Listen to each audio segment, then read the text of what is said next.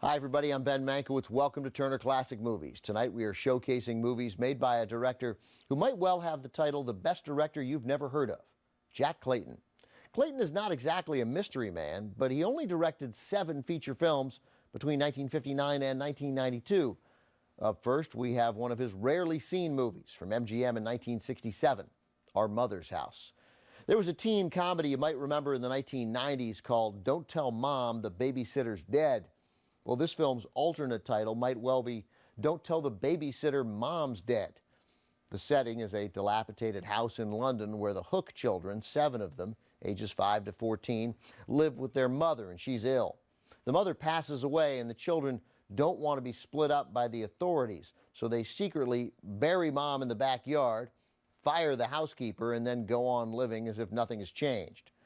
Life at the house is part Little Rascals and part Lord of the Flies.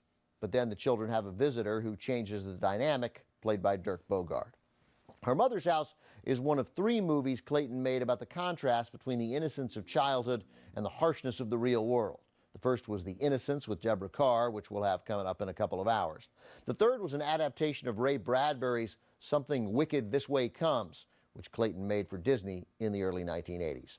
But here, from 1967, with a score by Georges Delerue, with a cast that includes Pamela Franklin, Mark Lester, and Eutha Joyce, Our Mother's House.